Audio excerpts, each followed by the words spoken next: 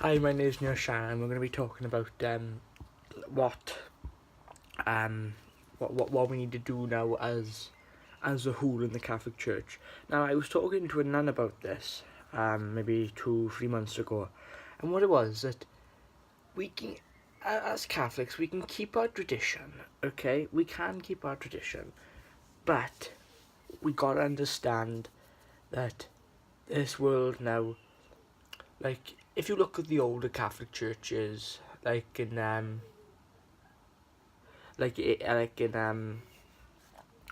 uh England, Scotland, France, Germany, Russia, Italy, they're very nice churches, and they tend to be very big, and they tend to have, every Catholic church got a Station of the Cross, but all the ones I've attended, they've always been wooden.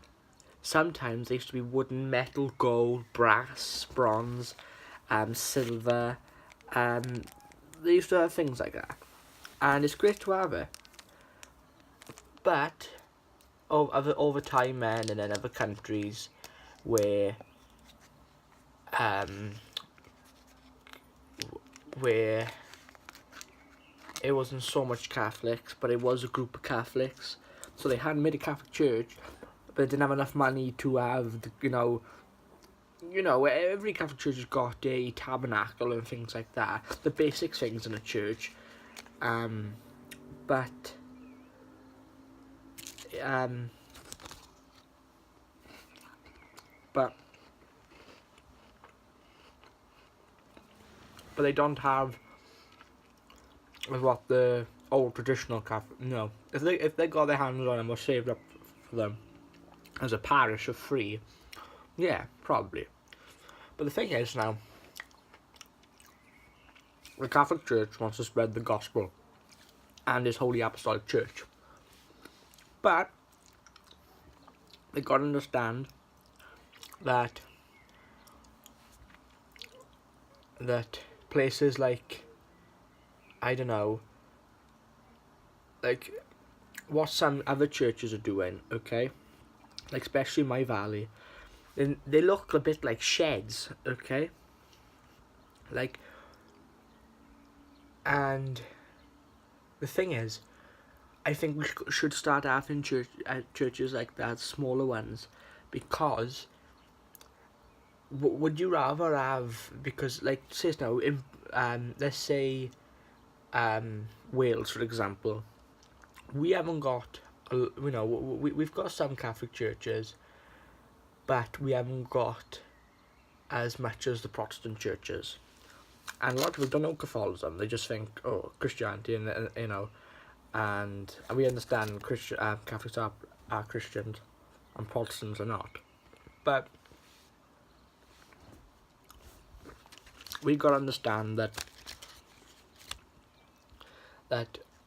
all the we can keep it traditional on the inside, but I think we got to keep it less traditional on the outside, because I think if you got if the parish has money for one, build it, of course, but places like over here where certain materials for churches now are expensive, okay, they are, and that's what most places want to do them. That's how places like in Cardiff, they build like certain certain materials to build their church.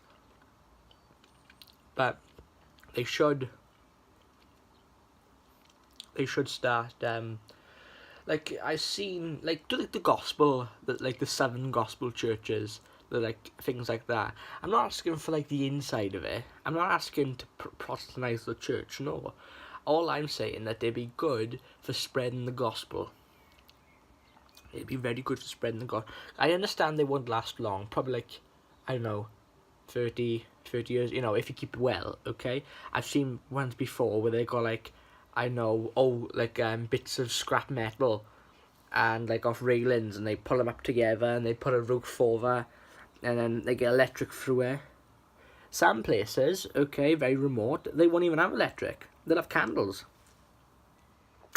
you know, and that is what we what we got to do, because in this world now, No. I don't think we should.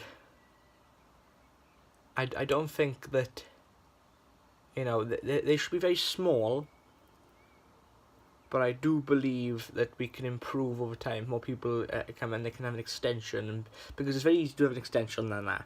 You know, to take it off, if they got electric through it, and then extend the walls, okay, extend the outsides. I've seen churches before with the things like that, and it's so easy. And I'm not saying a priest should be stationed there always, but maybe they could, you know, some priests look after 3 churches, maybe 4, maybe 5. That's what we should do. You know, they have 2 free services through the week, and that's got to be it.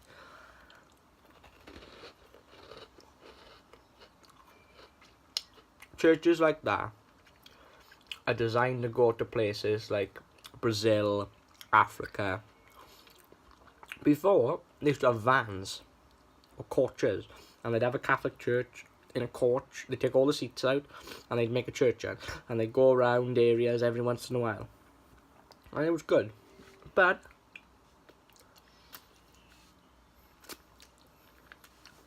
they got to realise now, certain materials as old churches used to have were, well, when them churches were made, they were, you know, well, no, the rise of Catholics has gone up, but the population's gone up of non-Catholics. And I think back then that it was more believers than non-believers.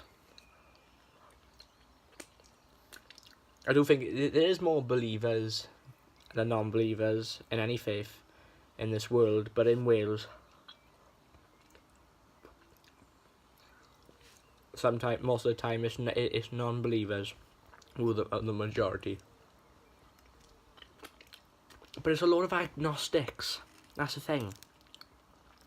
I know people who haven't got a clue what Catholicism is, because Catholicism wasn't really spread as much in Wales.